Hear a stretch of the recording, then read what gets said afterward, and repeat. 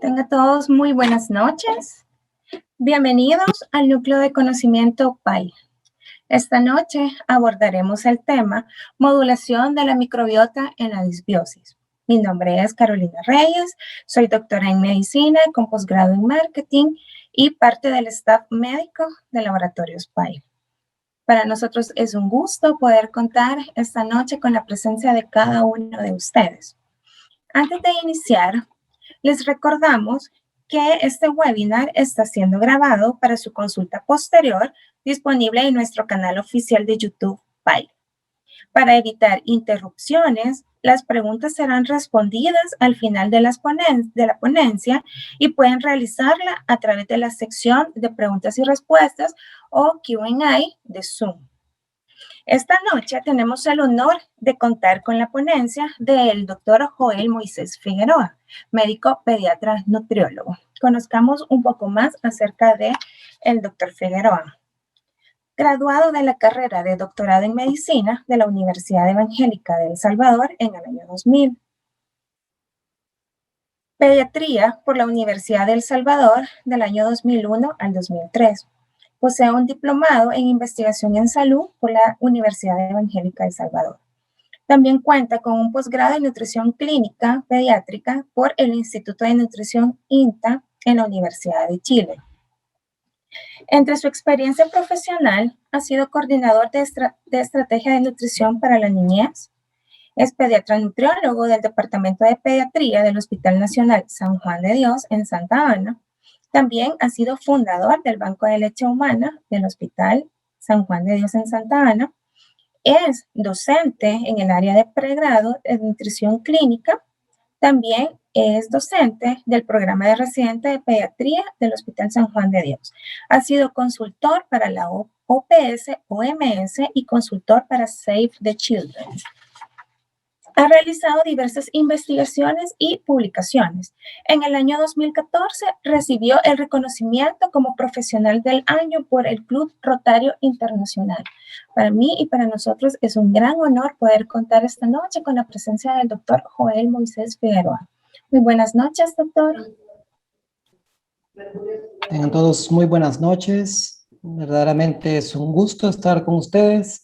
Gracias por este espacio que nos permiten poder compartir lo que es nutrición en conocimiento científico.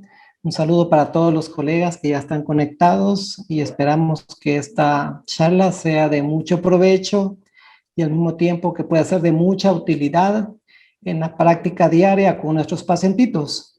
Como ya lo mencionó la doctora Reyes, para mí vamos a presentar el tema de esta noche, que es la modulación de la microbiota humana, algo que tiene mucha relevancia actualmente. Sabemos que desde hace más de 100 años se conoce de la microbiota humana, mas sin embargo últimamente se está teniendo mucho auge en conocer muchos beneficios en diversos aspectos de la salud, desde en útero, durante el desarrollo y durante todas las etapas de la vida. Se está teniendo mucho auge en investigar respecto a la microbiota y también del microbioma humano. El contenido de esta ponencia va dirigida a conocer cuál es el rol de la microbiota humana, ya sea en la salud, en diferentes aspectos de la vida, cómo es que esta microbiota humana se va desarrollando a través de la vida, algunos factores que intervienen para desarrollarla, algunos factores que intervienen tanto para mejorarla o algunos factores que intervienen en alguna disbiosis, pero principalmente vamos a ver un poco de evidencia con respecto a la modificación de la microbiota humana para el bienestar de la salud.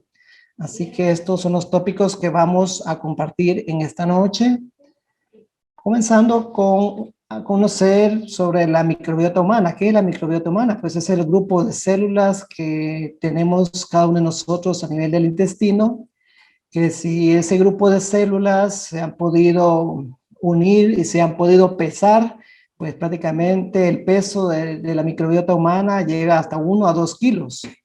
También pues, se ha reconocido que nuestro cuerpo contiene más del 95% de células dentro del intestino. Y es así como este grupo de células que están conformadas en el intestino Si estas las desplegáramos, ocuparía prácticamente hasta 2 pistas de tenis. Ustedes pueden ver la cantidad de células que tenemos en el tracto intestinal. Este grupo de bacterias son mucho más pequeñas que las células humanas, pero sin embargo tenemos gran cantidad de estas células, que esto lleva a una relación entre 10 microorganismos ante una célula del cuerpo humano. Y esto refleja pues que sí, prácticamente nuestro cuerpo está conformado principalmente por microorganismos, en el cual pues cada uno de nosotros podemos tener algunos principios para poderlas utilizar de manera benéfica. La microbiota humana está conformada por bacterias que pueden ser buenas. Aquí tenemos algunas de ellas, lo que son las bifidobacterias, Escherichia coli. Se han cultivado también lactobacilos, y también podemos tener dentro de la microbiota algunas células malignas o algunas células dañinas, como por ejemplo el Clostridium difficile, Enterococcus fecalis, el Firmicutes, el Campylobacter, y otro grupo de células que cada vez se van reconociendo, nuevas células que podemos nosotros descubrir y que están dentro de nuestro organismo. El desarrollo de la microbiota está conformada por un gran número de bacterias, en el cual se van desplegando, se van produciendo, o estas van tomando en cuenta conforme la edad. Es importante que desde el nacimiento ya esté conformada principalmente con bacteroides, bifidobacterias, y posteriormente se van formando lo que son también lactobacilos.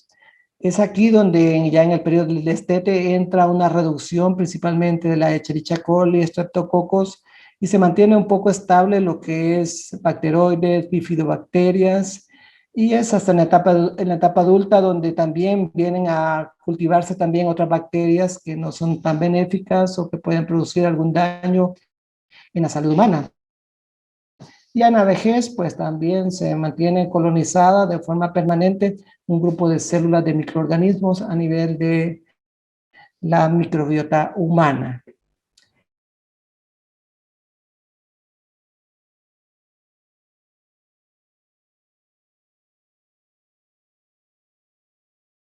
Esto no solo microbiota, sino que aproximadamente nosotros tenemos 600.000 genes dentro de la microbiota humana.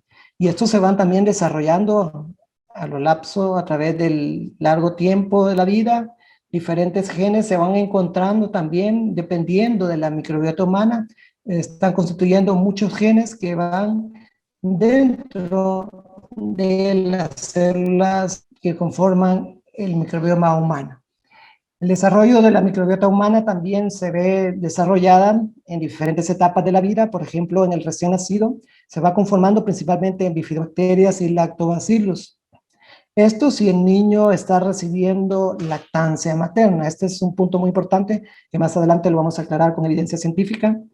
Más adelante el niño y el adolescente es susceptible la microbiota humana en desarrollarse dependiendo del tipo de alimentación, dependiendo si el niño ha sido utilizado algún antibiótico o algunos cambios fisiológicos u hormonales o metabólicos que se pueden dar en esta etapa. También esto desarrolla diferentes tipos de microbiota humana. Y en la etapa del adulto, como ya lo había dicho anteriormente, sí, aquí dominan algunas bacterias que no son benéficas, como lo que es el Firmicutes, lactinobacterias, y también bacterias benéficas como el Bacteroides. Y prácticamente así se mantiene similar ya en la etapa del adulto. Lo importante es poder tener un buen desarrollo en las primeras etapas de la vida, poder conformar una adecuada microbiota humana. Existen también algunos factores internos, como también algunos factores ambientales, que en diferentes etapas de la vida van conformando la microbiota humana. Dentro de factores internos o específicos tenemos ya en la etapa prenatal, dependiendo de cómo es la salud del ambiente, cómo el niño se va desarrollando in útero, cómo es la dieta de la madre, cómo está conformado el microbioma humano de la madre, y esto va a persistir principalmente y va a influir de manera en el desarrollo durante la etapa prenatal. Cuando el niño nace, es importante también, se ha evidenciado con respecto a algunos factores que influencian dependiendo de la edad gestacional con la que el niño nace. Si el niño nace por cesárea o si el niño nace por vía vaginal, si el niño es hospitalizado, si el niño recibe lactancia materna versus si el niño recibe fórmula. Ya en la etapa infantil esto pues influye mucho si el niño con la alimentación, con la dieta, tienen algunos efectos, principalmente el ambiente familiar también. Esto tiende a influir si el niño también presenta algún grado de obesidad o alguna enfermedad endocrina tipo diabetes tipo 2. Y en la etapa escolar, si influye mucho también el ambiente, el entorno donde el niño es cuidado, si el niño presenta algunas enfermedades, dependiendo de algunos factores hormonales o étnicos, que también se ha establecido diferentes tipos de microbiota dependiendo de la etnia, si las personas viven en el área urbana o en el área rural. Y en la etapa adulta, pues intervienen algunos factores también, como lo que es la obesidad, los estilos de vida. Cada uno de estos factores también va relacionado mucho tanto con la dieta, si la persona se le han prescrito algunos antibióticos, algunos aspectos genéticos, la localización geográfica y el contexto social a través del cual el individuo o la persona pues puede convivir. Todos estos factores intervienen en el desarrollo de la microbiota humana. Las funciones de la microbiota se han establecido también en algunas publicaciones, en el cual aquí vemos las células intestinales, acá en la luz intestinal es donde se desarrolla la microbiota humana, y es aquí donde intervienen algunas funciones muy importantes desde el punto de vista metabólico, dependiendo de cómo es la dieta del individuo. Esto favorece al desarrollo de la microbiota humana, y también si la microbiota humana, esto va a favorecer a desarrollar algunas sustancias que van a ser de beneficio para la salud del huésped. El grupo de células también va a tener una función de barrera, donde estos influyen a defender contra algunas toxinas o algunos microorganismos que pueden ser dañinos. Entonces se forma una barrera para impedir que éstas penetren el intestino o la vellosidad intestinal y puedan afectar o producir una disbiosis. También el mecanismo de defensa. Esto se ha establecido también que la microbiota humana tiene una función de defensa, y es aquí donde se desarrolla el primer sistema inmune en el ser humano a nivel del intestino, gracias a la microbiota humana. También tenemos una función de mantenimiento, que esto favorece a la maduración del tubo digestivo, a mantener una buena función, producción de algunas sustancias que van a favorecer principalmente a la absorción de algunos nutrientes, y esto pues va a ocasionar prácticamente una función muy importante a través de la vida. Funciones principales también, pues en algunas situaciones donde el huésped sufre algunas infecciones virales, y aquí se producen algunas sustancias muy dañinas como toxinas, algunos efectos que pueden producir cáncer, establecimiento de algunos procesos patológicos como gastritis, diarreas. Pues prácticamente todas estas alteraciones que van a producir una disbiosis, la microbiota humana, cuando está muy bien conformada, esto puede hacerle frente a estas situaciones de virulencia. Entrando en la función de barrera, aquí podemos observar cómo podemos encontrar la función de la microbiota a nivel de la luz intestinal, como también en la parte interna de la lámina propia. Cuando hablamos de la luz intestinal, acá encontramos que la microbiota favorece a una inhibición competitiva contra algunos microorganismos. Es acá donde la microbiota produce una reducción del pH.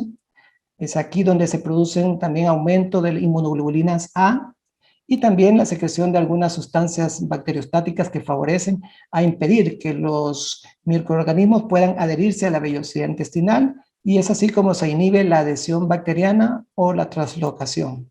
Y dentro de la lámina propia también, la microbiota también está conformada para poder producir algunas células importantes, que estas salen principalmente como mecanismo de defensa, como son los linfocitos T, factores del complemento.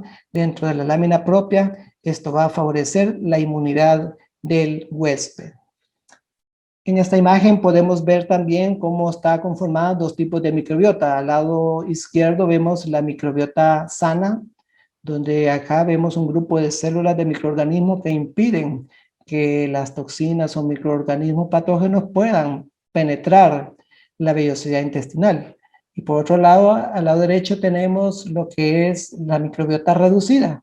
Donde hay poca microbiota, pues es fácilmente que los microorganismos, las toxinas puedan penetrar, puedan pasar o puedan volver permeable el intestino y así prácticamente poder producir algunas patologías. Aquí en la lámina propia podemos ver cómo también la microbiota posee algunas funciones para poder desarrollar interleucina, macrófagos, inmunoglobulinas y células linfocitos T.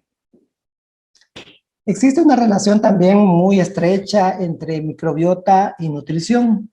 Esta relación tiene que ver que si la persona consume algunos alimentos ricos en fibras, estos van a favorecer una buena microbiota humana.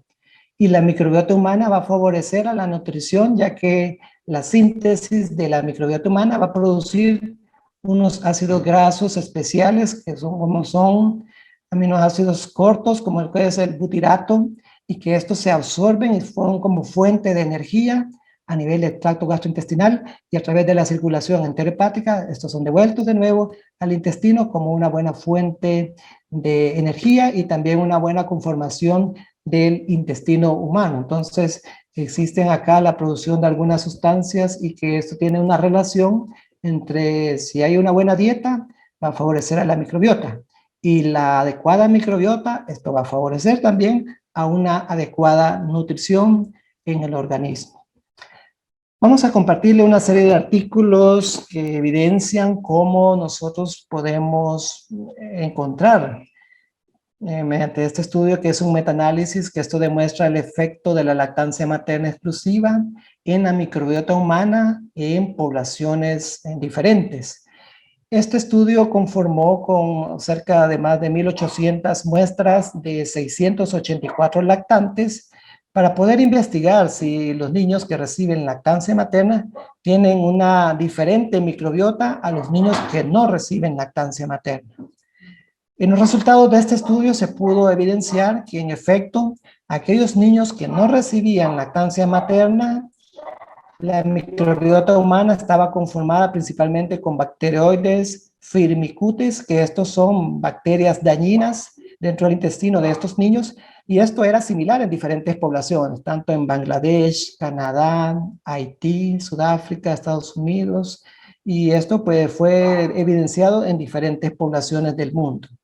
Por lo tanto, existe también una relación que la duración de la lactancia materna contribuye mucho a la reducción de episodios de diarrea y de disbiosis.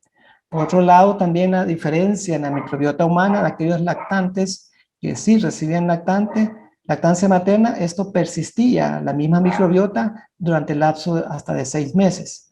Por lo tanto, los beneficios de la lactancia materna son un ejemplo que nosotros podemos verificar que esto pues influye para cualquier población a nivel mundial.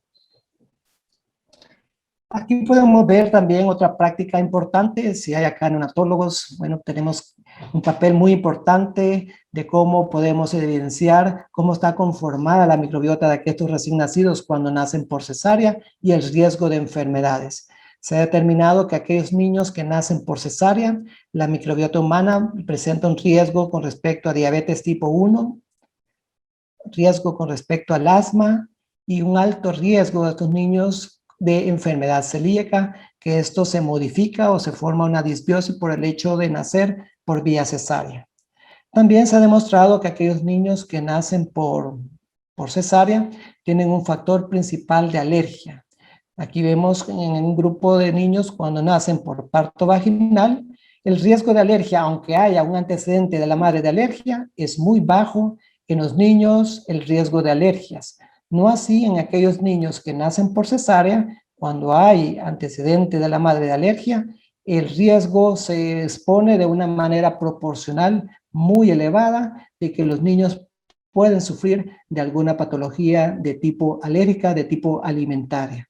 Entonces, con solo la vía de nacimiento, tiene un efecto muy importante en la conformación de la microbiota humana.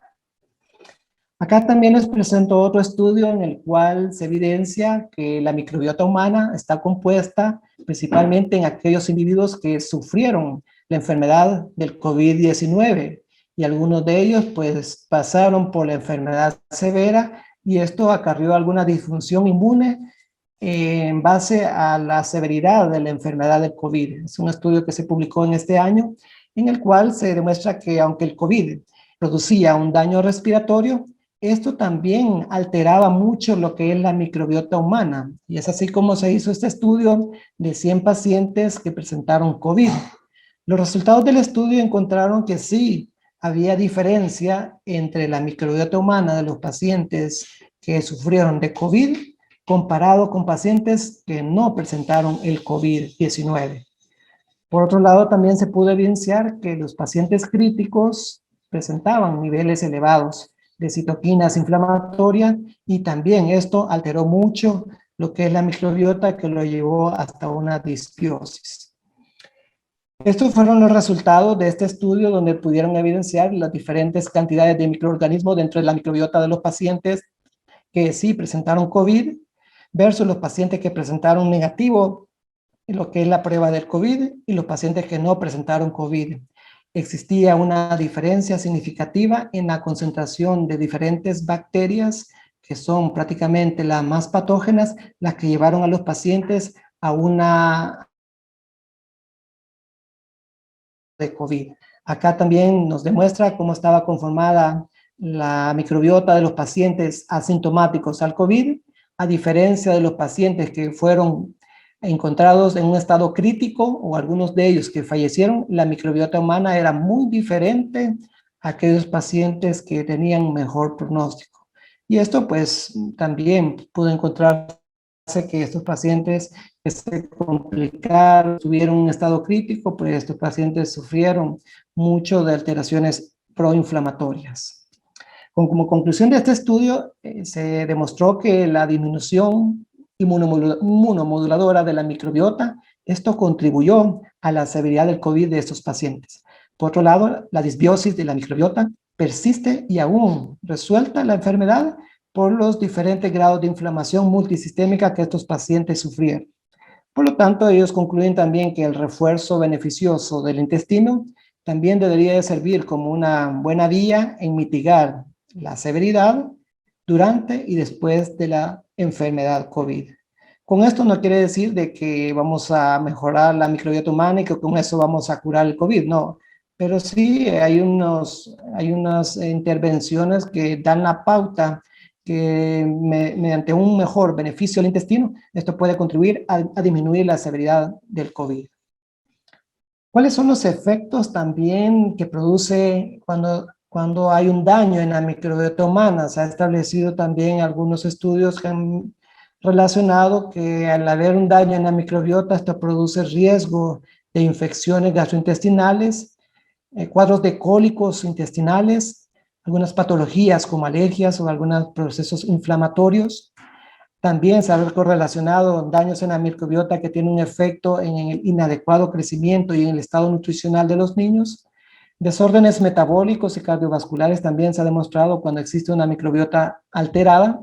Y también algunas alteraciones conductuales, emocionales, que también se han visto relacionadas cuando existe una alteración de la microbiota humana. ¿Qué podemos decir también? ¿Cómo podemos afectar la microbiota humana? Pues también se han hecho algunos estudios, se ha verificado que la microbiota humana se puede afectar o puede entrar en una disbiosis cuando los pacientes pues, son sometidos a algunas terapias con antibióticos, y sí se ha demostrado que cuando pacientes tienen algunos cuadros infecciosos, estos son los antibióticos que más se han relacionado con una disbiosis y que aunque nosotros pensamos que sí vamos a hacer un efecto benéfico a la salud, pero también estos afectan de una forma perjudicial la microbiota humana. Amoxicilina, doxiciclina, nitrofurantoína, claritromicina y la eritromicina. Por lo tanto, es importante que nosotros tomemos en cuenta cómo podemos modular esa disbiosis para poder mejorar la microbiota humana. Y para esto se han postulado los diferentes principios. Uno, que es los probióticos, que estos pues son el conjunto de células benéficas que tienen función importante para el huésped, principalmente para la salud.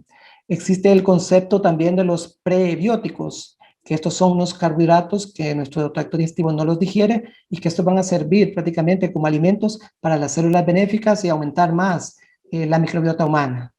Existe el término de simbiótico, que esto es la unión de probiótico y prebiótico, y estos conforman los simbióticos. También existe el término de posbiótico. Posbiótico, estas son algunas sustancias metabólicas que producen los probióticos y que estas tienen un efecto benéfico para el huésped. Entonces, aquí tenemos algunos principios importantes que nos podemos hacer uso en nuestra práctica diaria para poder modular o poder mejorar la microbiota. Es así como los probióticos se han demostrado que dentro de la flora intestinal, estos contribuyen a unirse y a mejorar competencia contra algunos patógenos, se producen algunas sustancias antimicrobianas, algunos ácidos grasos también, y esto funciona también para mejorar el intestino, la conformación de algunas sustancias que promueven en sí la función de defensa del huésped al poder mejorar la microbiota humana del huésped a través de los probióticos. Los probióticos tienen un efecto benéfico desde el punto de vista no inmunológico y también desde el punto de vista inmunológico. No inmunológico porque estos contribuyen a digerir algunos alimentos que compiten con algunos patógenos, se alteran el pH cuando usamos probióticos, mejora la función de barrera intestinal y también eliminan algunos radicales superóxidos que pueden alterar la función intestinal. Y desde el punto de vista inmunológico, pues aquí se demuestra que los probióticos también aumentan la secreción de inmunoglobulina A, tanto a nivel local como también a nivel sistémico, y esto contribuye también a modular el perfil de algunas citoquinas. Aquí les comparto una guía de la Organización Mundial de Gastroenterología. Esta es la última guía que se ha demostrado cómo los diferentes cepas de probióticos favorecen favorecen a lo que es algunos grados de patología o están indicados en algunas situaciones especiales. Y esta es una tabla resumen, donde aquí en diferentes cuadros clínicos están indicados con evidencia científica de alto rigor cuáles son las cepas que se tienen que utilizar para alguna de estas patologías. Por ejemplo, cuando tenemos pacientes niños con una diarrea infecciosa aguda, tenemos acá Lactobacillus rhamnosus, el Saccharomyces boulardii, que estos tienen un efecto muy importante con alto rango de evidencia científica. Para prevenir la diarrea nosocomial, también tenemos cepas que intervienen en cada una de esas. Cuando existen algunas diarreas, prevención de diarrea asociado a los antibióticos, aquí entran también Lactobacillus rhamnosus, Saccharomyces boulardii. Cuando queremos nosotros controlar lo que son algunos problemas gastrointestinales, también contribuyen las cepas. Cuando queremos erradicar el Helicobacter pylori como una terapia, es importante también lo que es la utilización del Saccharomyces boulardii, que es una recomendación con alto rigor científico de esta publicación, que es de las guías mundiales, tanto de probióticos y prebióticos de la Organización Mundial de Gastroenterología, y esto es como una tabla resumen. Bueno, vamos a ver también alguna evidencia de cómo nosotros podemos mejorar con el uso de probióticos, una suplementación, podemos mejorar, controlar lo que es una intolerancia a la lactosa, que también estudios han demostrado al respecto, revisiones sistemáticas o estudios controlados, han demostrado que sí existe el efecto benéfico del uso de probióticos en la intolerancia a la lactosa, que esta también es otra patología bastante frecuente en los niños cuando nosotros encontramos cuadros diarreicos. Por lo tanto, a revisión de más de 100 estudios, sí comprobaron que el uso de probiótico en diarrea aguda más intolerancia a la lactosa tiene un efecto benéfico tanto en la prevención como también en el control de esos niños en los cuales se utilizó el probiótico en la intolerancia a la lactosa. En base a esto, pues nosotros podemos Podemos ahora hacer una revisión de este probiótico que se llama Saccharomyces boulardii. El Saccharomyces boulardii, esto no es así como unos microorganismos, sino que estas son una levadura. Ustedes reconocen estas frutas, como la que es la lichi. Existe esta otra fruta que se llama mangostato, en el cual, pues sí, este científico francés Henry Boulard intentó controlar lo que son las diarreas por lo que es el cólera en pacientes allá por el año 1923, encontrando que las levaduras de estas frutas sí ayudaban mucho a controlar los cuadros diarreicos por cólera. Y es así como posteriormente Saccharomyces boulardii fue establecido como un probiótico, y en el cual con estudios clínicos se han demostrado con alto rigor de evidencia científica que sí existen indicaciones clínicas para poder utilizar el Saccharomyces boulardii. Entonces, aquí conocemos esta cepa y en el cual pues también nosotros pudimos utilizar en nuestro Hospital San Juan de Dios en un grupo de niños esta cepa de Saccharomyces boulardii en niños hospitalizados, en el cual pedimos el consentimiento informado para poder utilizarlo. Y sí, buscamos niños que presentaban cuadros de intolerancia a la lactosa. Y en un grupo de 10 niños, tanto del área de servicio de donde llegaban los niños con gastroenteritis y en el servicio de nutrición, encontramos niños que sí presentaban lo que es el cuadro de intolerancia a la lactosa. En este grupo de niños presentaban pH sustancias reductoras más de 1200, en el cual se alteraba que si estos niños presentaban intolerancia a la lactosa. Utilizamos el Saccharomyces boulardii durante 6 días y pudimos ver el efecto posterior al uso del probiótico, una reducción significativa de lo que es esta prueba del pH sustancias reductoras en estos pacientitos que fueron lactantes menores de 1 año. Ya pudimos ver cómo pues, se redujo mucho lo que es la prueba del pH y sustancias reductoras en estos lactantes. También pudimos evidenciar el efecto del Saccharomyces boulardii con respecto a que en todos los niños en los que usamos, aunque estos niños fueron intolerantes al principio, se pudo demostrar que en estos niños existía posteriormente una reducción del cuadro gastrointestinal y principalmente un control del cuadro gastrointestinal, como lo que es que esos niños pues se controlaban del cuadro diarreico, que estos niños pues presentaban una mejoría significativa. Esto lo hicimos más que todo como un ensayo clínico, no es tanto así un estudio de evidencia científica, pero sí pudimos evidenciar con este ensayo clínico y vamos a hacer las intervenciones, vamos a hacer las gestiones posibles para que esto sí lo podamos desarrollar como un estudio científico en nuestro hospital. Como conclusión de esta charla, pues sí podemos demostrar que la microbiota humana es indispensable para la salud de cada una de las personas. Es necesario también desarrollar una adecuada microbiota que ésta sea saludable desde las primeras etapas de la vida. Podemos nosotros prevenir lo que es una disbiosis con un buen desarrollo de la microbiota humana. Y también pudimos evidenciar en esta noche que también podemos modular la microbiota humana cuando nosotros pues hacemos unas adecuadas intervenciones desde el punto de vista dietético y nutricional, usando también algunas veces probióticos, en otras veces prebióticos o simbióticos.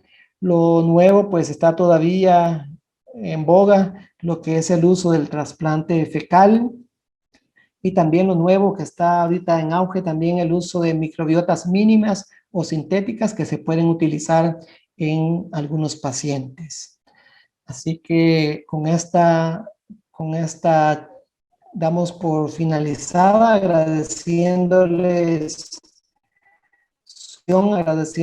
también que ustedes estuvieron pendientes, conectados, y estamos a sus órdenes. Existe también lo que se llama el Día Mundial, para que ustedes vean que sí tiene mucha importancia la microbiota. Se ha establecido el Día Mundial de la Microbiota, esto es el 27 de junio, en el cual a nivel mundial se celebra el Día Mundial de la Microbiota Humana. Así que para mí es un gusto haber presentado esta charla y espero que ha sido de mucha utilidad, y agradeciéndoles a cada uno de ustedes por la atención en esta noche. Muchas gracias.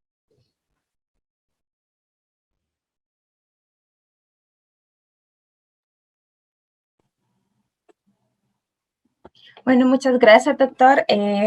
Realmente una ponencia muy, muy interesante.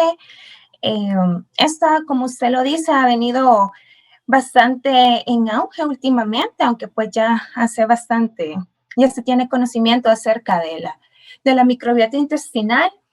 Unos puntos muy, muy importantes que resaltó usted en la charla es el hecho de que incluso ya se está incluyendo como un quinto elemento para el tratamiento del Helicobacter pylori, los probióticos. Y esto quizás es por el hecho de lo que usted mencionaba, ¿verdad? Que ciertos antibióticos, más que todo los antibióticos que se utilizan para las terapias de erradicación del Helicobacter pylori, juegan un papel muy importante al momento de alterar la microbiota intestinal.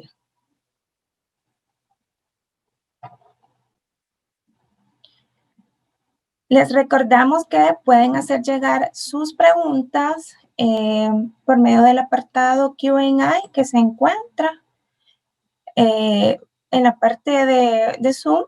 Ahí pueden hacer llegar sus comentarios o sus preguntas y pues el doctor con mucho gusto les va a estar contestando. Ya tenemos algunas acá, doctor, para que podamos iniciar. Nos preguntan acá, ¿por cuánto tiempo se puede utilizar el Saccharomyces para los adultos con síndrome de intestino permeable? Sí, se ha documentado algunos estudios, existe literatura con el tiempo de uso de Saccharomyces boulardii en adultos con intestino irritable y sí, pues este puede ser usado aproximadamente por 2 meses. Se ha documentado una exitosa evidencia de que el uso durante unos 2 meses controla mucho lo que son estos problemas intestinales de tipo irritable síndrome de intestino irritable y en el cual pues sí favorece el hecho del Saccharomyces boulardii en un tiempo de unos 2 meses. Ok, 2 meses. La siguiente pregunta tiene relación solamente que para la intolerancia a la lactosa sería la misma pauta de tratamiento. Con intolerancia a la lactosa, eso es más corto el tratamiento. Nosotros pudimos evidenciarlo y así también con otros estudios que se han hecho, que con el uso durante 6 días, utilizando Saccharomyces boulardii 2 veces al día por 6 días, se evidencian muy buenos resultados exitosos en controlar la intolerancia a la lactosa. Doctor, ¿y estas dosis aplican tanto para niños como para adultos? Los estudios que sí encontramos iban enfocados en niños con respecto a la intolerancia a la lactosa. Quedaría en deuda, pero si en niños ha funcionado adecuadamente, eso lo podemos traslapar a la etapa de los adultos, pero sí, sí quedaría en deuda de poder buscar evidencia de la intolerancia a la lactosa, porque sabemos de que esto puede ser de manera transitoria. Y en el adulto, pues todos tenemos una intolerancia de manera permanente, controlando lo que es que podemos tolerar una pequeña cantidad de lactosa, pero no así que nosotros nos vamos a volver tolerantes a la lactosa con el uso del Saccharomyces boulardii. Esto es prácticamente en otro tipo de patologías, cuando alguna disbiosis o alguna enfermedad gastrointestinal produce la intolerancia transitoria a la lactosa. Ok, perfecto. También nos preguntan, quisiera saber las ventajas de Saccharomyces boulardii en relación a Bacillus clausii. Bueno, este es otro tipo de bacteria que sí se ha demostrado que también tiene un efecto benéfico durante la disbiosis, pero poner así uno en relación al otro, pues no se ha visto, pero sí se ha demostrado y ahí estaba la tabla resumen en qué patologías se están utilizando unas cepas y en qué otras patologías están indicados utilizar otro tipo de cepas. No tanto la competición, la competencia entre un bacilo y otro, sino lo que tiene más rigor científico, en algunas indicaciones están el uso de algunas cepas, pero no está prácticamente en relación a uno contra el otro, sino que los altos estudios que se han hecho están demostrados que en algunas patologías o algunas indicaciones podemos utilizar esta o la otra cepa de probióticos. Ok, perfecto, doctor. Nos preguntan también, ¿cómo se afecta a un paciente en su microbiota cuando resecamos un tercio de su intestino? Esa es una muy buena pregunta porque sí, es importante saber que a nivel de intestino, entre más nos vamos alejando, se va colonizando más estas cepas comensales de los probióticos, perdón, de los microorganismos. Y sí, es algo que sí tiene relación, que si nosotros vamos a hacer una resección del intestino, esto pues va a contribuir mucho, a alterar mucho lo que es la microbiota humana y sí, vamos a verificar que, bueno, sí, se va a ver afectada la microbiota en aquellos niños en los cuales sí se hace una restricción intestinal. Pero recordemos que gracias a Dios en los niños existe una multiplicación de células y es posible volver a verificar ese crecimiento a nivel de intestino y dependiendo de la zona donde se haga esa resección, así también vamos a ver mayor o menor afectada la función o la cantidad de estos microorganismos. Si se hace la resección a nivel de colon, vamos a ver más afectada la microbiota. Si se hace en intestino delgado, pues eso se va a afectar menos. Ok, perfecto. Pues por aquí nos dicen excelente conferencia. ¿Cuál es la hora adecuada para la toma del probiótico? Cuando no existe así una hora que tiene que ver con el mayor efecto o el mayor beneficio, nosotros utilizamos y esto pues en 2 veces al día, y no había una hora específica, pero sí lo utilizamos en la mañana, una dosis, en la tarde, la siguiente dosis, pero no hay un efecto que tenga que ver con la hora o el horario del uso del probiótico con respecto al mejor beneficio. Ok, y en ese sentido tampoco afecta el hecho de las comidas, porque también eso puede ser otra En duda. algunas cepas tiene que ver con respecto, sí, al uso de algunas comidas, que puede haber interacción con la absorción de algunos nutrientes, como lo que es el calcio o algunos micronutrientes. O también en otros tiene que ver mucho con respecto a la temperatura de la comida, en el cual pues no se recomienda que con comidas calientes puedan administrarse los probióticos. Ok, perfecto. También nos preguntan, ¿desde qué edad en niños se puede utilizar Saccharomyces?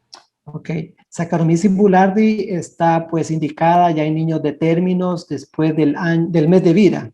En la etapa neonatal no hay suficiente evidencia, pero sí ya en la etapa de la lactancia, ya después del mes de vida, sí hay evidencia, sustento en el cual se puede utilizar con mucha seguridad el Saccharomyces boulardii.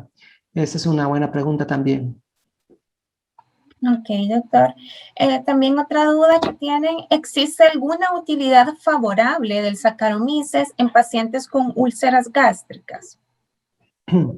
No se ha encontrado por el momento que tenga algún efecto, más sin embargo, cuando existe la famosa Helicobacter pylori, ahí sí se ha demostrado un efecto benéfico en la terapéutica de esta bacteria, en controlar el Helicobacter pylori, que esto puede producir también lo que son algunas úlceras o algunas patologías de úlceras gastrointestinales. Pero sí, el tratamiento para úlcera intestinal no se ha demostrado que el Saccharomyces boulardii sea el medicamento de elección. Ok, está bien. En un paciente con colostomía, ¿ayuda el uso de probióticos? ¿Por cuánto tiempo? Y por el tipo de procedimiento, ¿se puede usar de forma cíclica?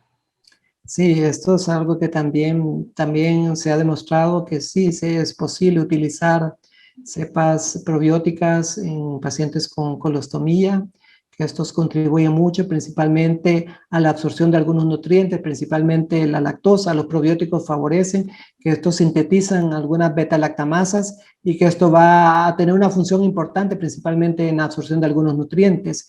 Y sí, pues sí se puede utilizar de manera cíclica y el tiempo, pues, dependiendo si el paciente presenta alguna disbiosis, puede utilizarse hasta por unos 2 meses. Si no hay una disbiosis, puede utilizarse ciclo hasta de unos 10 días. Ok. ¿Cuál es la dosis de preferencia en el caso del Saccharomyces? ¿De 200 o 250 miligramos? Se ha demostrado que con 200 miligramos ahí pues hay una suficiente unidad formadora de colonias y la mayoría de estudios han utilizado con esta dosis de 200 miligramos el Saccharomyces boulardii, que estos pues contribuyen pues una buena concentración de unidades formadoras de colonia con Okay. 200 miligramos. Okay. En este caso, esto quizás abre la pauta de que muchas enfermedades, más que todos autoinmunes, que antes no se conocía, pues la causa muy probablemente ya su causa radica a nivel intestinal, con esto de la disbiosis, algo bastante interesante que pues más adelante vamos a tener más evidencia. También nos preguntan si es seguro indicar Saccharomyces boulardii durante el embarazo. Muy buena pregunta también. El uso de Saccharomyces boulardii así para el embarazo, estudios así de alto nivel científico, no hay por el momento, pero sí, si la paciente pues necesita por alguna disbiosis, por algún cuadro gastrointestinal, mejorar la microbiota humana, es seguro poder utilizar Saccharomyces boulardii. Okay. También nos preguntan qué tanto afecta a los órganos de nuestro cuerpo el tener una microbiota pobre. Sí, esto sí afecta mucho porque se han encontrado una serie de patologías, tanto gastrointestinales, inmunológicas, inflamatorias.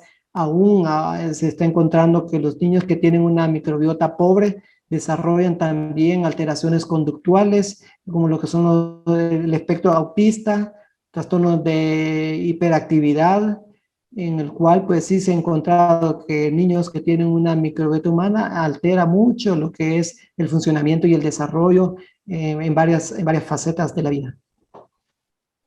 Doctor, ¿nos podría, no sé, ampliar a lo que usted, según su experiencia o conocimiento, acerca de lo de la terapia del trasplante de materia fecal? Sin el, pues, No, de eso no tengo experiencia, solo lo que se lee en la documentación y la evidencia, que sí está en mucho auge, que en otros países se está utilizando lo que es el trasplante fecal, cuando se encuentra una disbiosis muy alterada, muy afectada, sí, le está dando muy buenos resultados lo que es el trasplante fecal.